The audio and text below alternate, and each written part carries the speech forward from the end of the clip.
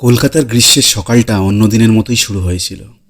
শিবুসুর তখন বারান্দায় বসে চায়ের কাপ হাতে পত্রিকা পড়ছেন, আর সুমিত সকালের জল খাওয়ার শেষ করে রেডিও চালিয়ে রেখেছে।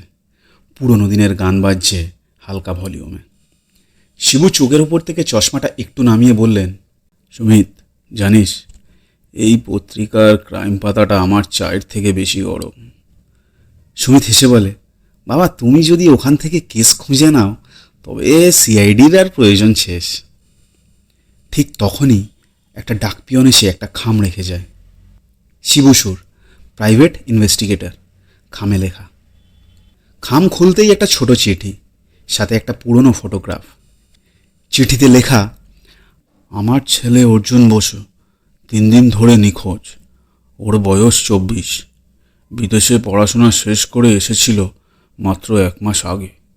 আমি বিশ্বাস করি এটা সাধারণ নিখোঁজ নয়। অনুগ্রহ করে সাহায্য করুন।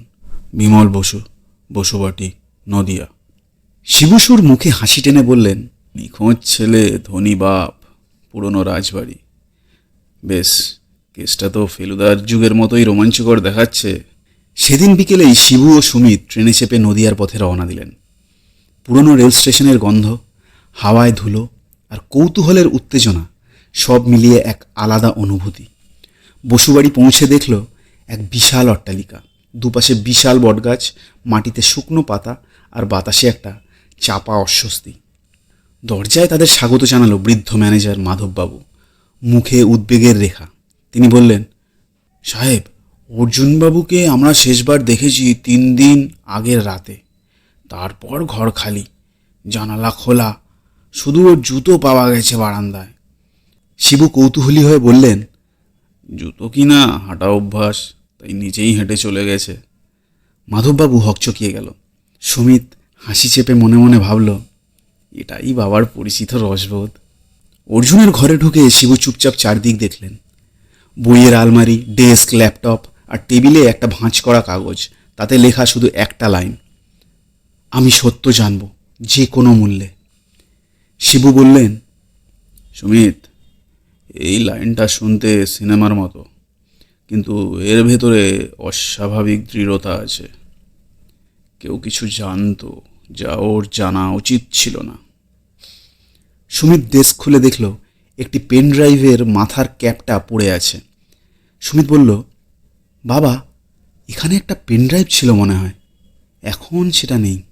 বিমল বসু তাঁদের বসিয়ে বললেন, অর্জুন ফিরে এসে পারিবারিক ব্যবসা নেবে বলেছিল, কিন্তু কয়েকদিন ধরে ওর আচরণ বদলে গিয়েছিল। চুপচাপ, চিন্তিত, কারোর সাথে কথা বলতো না। শিবু জিজ্ঞেস করলেন, আরও কি কেউ আছে এখানে যাকে আমরা জিজ্ঞেস করতে পারি? বিমল বললেন, 3 জন লোক নিয়মিত ছিল। মাধববাবু, আমার ম্যানেজার, নীলেশ, আমার ড্রাইভার, আর গোপাল, পুরনো দারোয়ান। শিবু একটা নোটবুক খুলে বললেন, তাহলে 3 জন সন্দেহভাজন আর 1 জন নিখোঁজ উত্তরাধিকারী। খেলা শুরু হলো সুমিত। রাতের খাওয়া শেষে শিবু বারান্দায় হাঁটছেন। হঠাৎ একটা টর্চ লাইটের আলোয় একটা ছায়া নড়ে উঠল। কে যেন গোপনে পিছনের উঠোনের দিকে যাচ্ছে। শিবু ফিসফিস করে বললেন, সুমিত, চল, সিনেমা শুরু। তারা নিঃশব্দে পিছনের দিকে গেলেন। অন্ধকারে দেখা গেল নীলেশ, ড্রাইভার, মাটির নিচে কিছু চাপা দিচ্ছে। শিবু চুপি চুপি কাছে গিয়ে বললেন, কি দিচ্ছ, আলু না সত্য? নীলেশ চমকে গেল। হাতে ধরা জিনিসটা পড়ে গেল মাটিতে, একটা পেন ড্রাইভ। নীলেশ কাঁপা গলায় বলল, আমি কিছুই জানি না সাহেব। অর্জুনবাবু বলেছিলেন এই পেন ড্রাইভ যেন কেউ না পায়, কিন্তু ও রাতে ওকে কেউ ডাকতে এসেছিল। আমি শুধু জানালা দিয়ে একটা কালো কোট পরা লোককে দেখেছিলাম। শিবু বললেন, কালো কোট? আরে সুমিত, এখন তো সব রহস্যজনক লোকই কালো কোট পরে দেখছি। তিনি পেন ড্রাইভটা নিয়ে কম্পিউটার অন করলেন। ভেতরে ছিল একটাই ভিডিও ফাইল।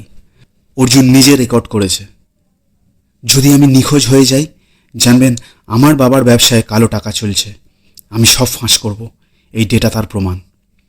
সুমিত চমকে বলল, মানে অর্জুন নিজের বাবার বিরুদ্ধেই? শিবু বললেন, হয়তো সত্যের খোঁজে ও অনেক দূর চলে গেছিল। পরদিন সকালে শিবু বিমল বসুর কাছে গেলেন। আপনার ছেলে জানতো আপনার কোম্পানির অডিটে জালিয়াতি হয়েছে। বিমল স্তম্ভিত। ও, আপনি কি বলছেন? শিবু চুপ করে বললেন, আমি যা বলছি সেটা আপনার মুখই প্রমাণ করবে। ঠিক তখনই বাইরে থেকে গোপাল ছুটে এলো। বাবু, অর্জুন বাবু নদীর ধারে, ও জীবিত। সবাই ছুটে গেল নদীর ধারে। একটা ছোট কুঁড়ে ঘরের সামনে অর্জুন বসে আছে, মুখে ক্লান্তি, চোখে দৃঢ়তা। অর্জুন বলল, আমি পালিয়েছিলাম কারণ কিছু লোক আমাকে মারতে চাইছিল। পেন ড্রাইভের ডেটা আমি কপি করে অন্যত্র পাঠিয়েছি। বাবাকে আমি রক্ষা করব, কিন্তু সত্যটা আমি কখনোই বদলাবো না। বিমল বসু চুপ করে মাটির দিকে তাকিয়ে থাকলেন, তার চোখে অনুতাপের ছায়া। পুলিশ এসে মাধববাবু ও তার সহযোগীদের গ্রেপ্তার করল।